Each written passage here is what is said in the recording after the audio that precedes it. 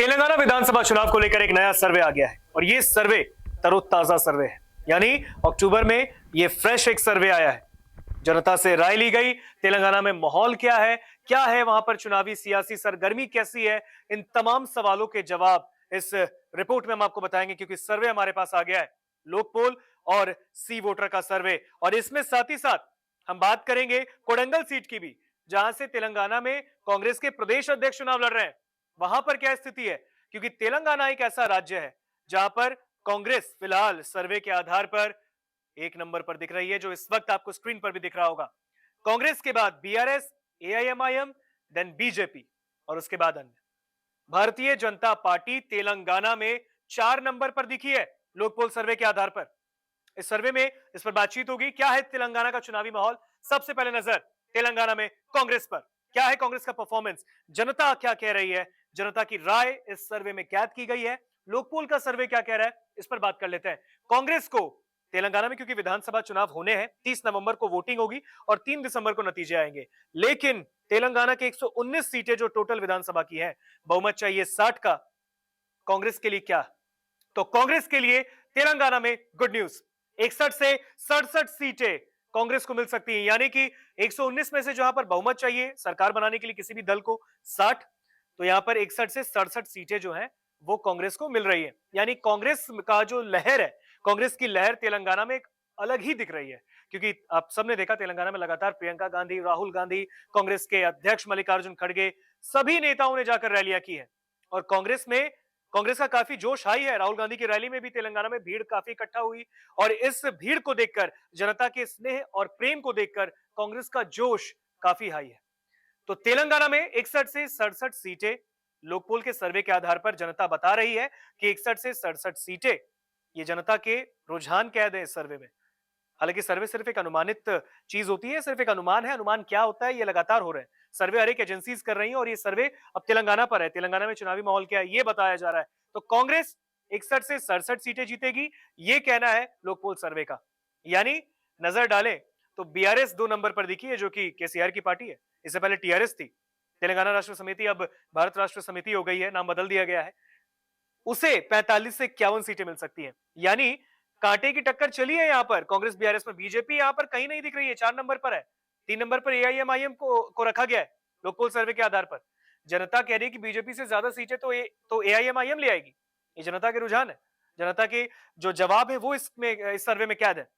हालांकि सब पर बात करेंगे। कांग्रेस जो कि 61 से 67 सीटें ला सकती है, ये एक अनुमान है लोकपोल सर्वे के आधार पर। यानी कि जहां पर बहुमत का आंकड़ा 60 ही है 119 सीटों में, तो यहां पर बहुमत के आंकड़े जो है उससे पार हो गई है कांग्रेस, यानी सरकार कांग्रेस की बन सकती है। फिलहाल वहां पर केसीआर की पार्टी सरकार में है, लेकिन वहां पर इस सर्वे के आधार पर अगर देखा जाए तो कांग्रेस सरकार बनाती दिख रही है तेलंगाना में।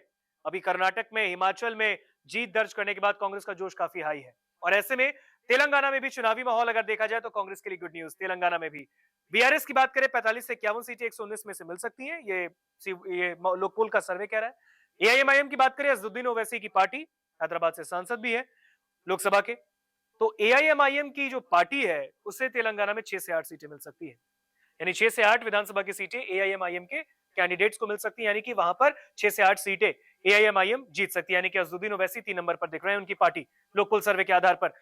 अब 4 नंबर पर भारतीय जनता पार्टी, बीजेपी 2 से 3 सीटें महज जीतती दिख रही है लोकपोल सर्वे के आधार पर। यानी इस टक्कर में जहां पर कांग्रेस कहां 61 से 67 सीटें मिल रही है, तो बीजेपी सिर्फ 2 से 3 सीटें। ये बहुत बड़ा मार्जिन है, लगभग 60 प्लस मार्जिन है यहां पर सीटों का। यानी एक तरफा कांग्रेस ने बीजेपी को पटखनी दी है।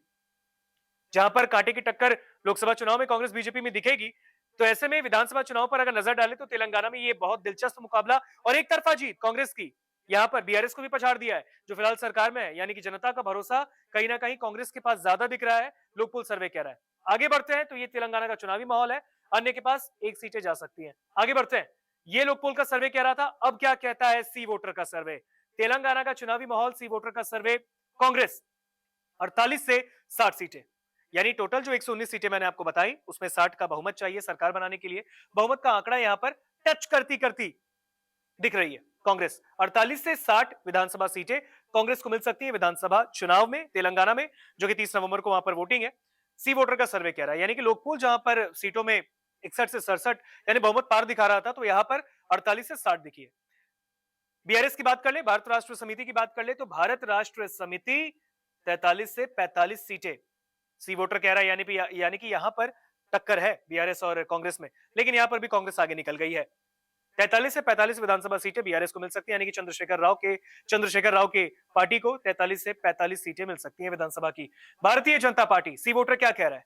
सी वोटर में जनता की राय है कि 5 से 11 सीटें भारतीय जनता पार्टी को मिल सकती है, अन्य को भी 5 से 11 सीटें, यानी कि बीजेपी और अन्य को बराबर कर दिया गया है यहां पर, यानी 5 से 11 सीटें बीजेपी को भी और 5 से 11 सीटें अन्य को भी मिल सकती है।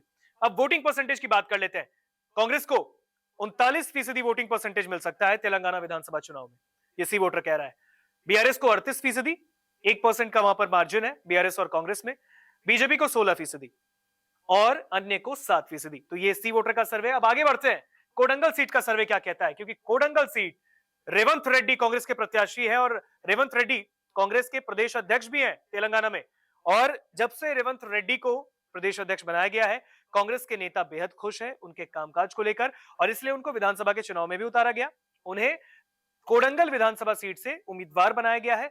कांग्रेस के प्रत्याशी है रेवंत रेड्डी, मौजूदा प्रदेश अध्यक्ष भी। अब इन पर भी सवाल पूछा गया जनता से, ये सर्वे में सवाल पूछा गया कि कांग्रेस प्रत्याशी को कितना वोट मिलने वाला है, वोटिंग परसेंटेज। तो वोटिंग परसेंटेज पे नजर डालें, कांग्रेस, बीजेपी, बीआरएस या अन्य, इसमें जो भी कैंडिडेट है, कांग्रेस के प्रत्याशी रेवंत रेड्डी है, बीजेपी के प्रत्याशी को या बीआरएस के प्रत्याशी को या अन्य को कितने वोटिंग परसेंटेज मिलेंगे कोडंगल विधानसभा सीट पर।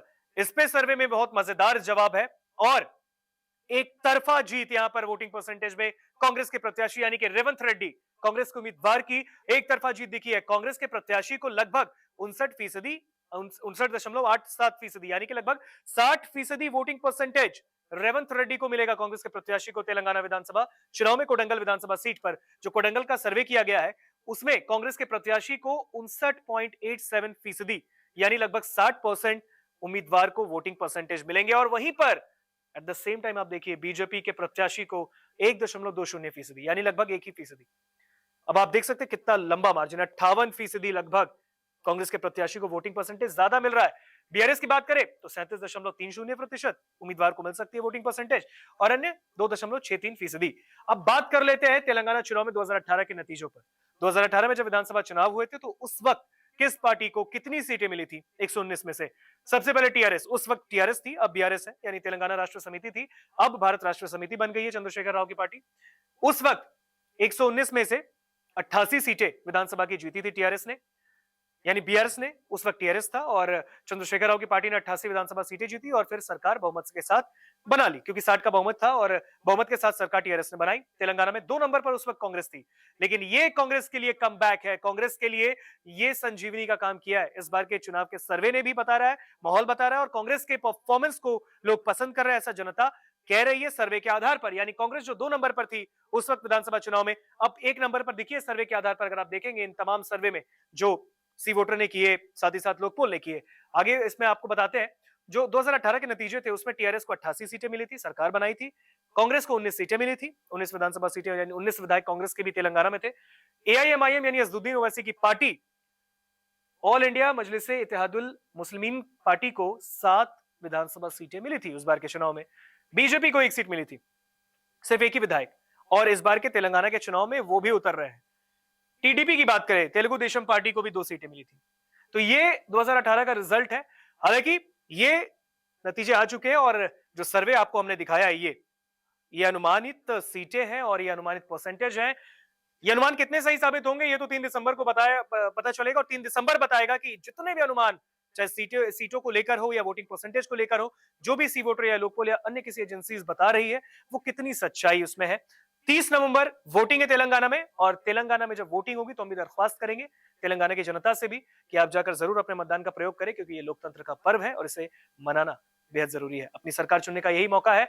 और आपको बता दें, जब 3 दिसंबर को रिजल्ट आएगी उस वक्त देखने को मिलेगा कांग्रेस की जो सीटें हैं यहाँ पर, क्या ये सीटें 100% सही हो जाती है और सरकार बनती है, देखने वाली बात होगी। नमस्कार, मैं हूं मानक गुप्ता।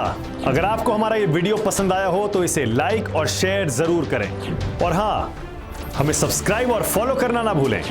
ताकि आप देश और दुनिया की कोई खबर मिस ना करें। तो जुड़े रहिए हमारे साथ और देखते रहिए News 24।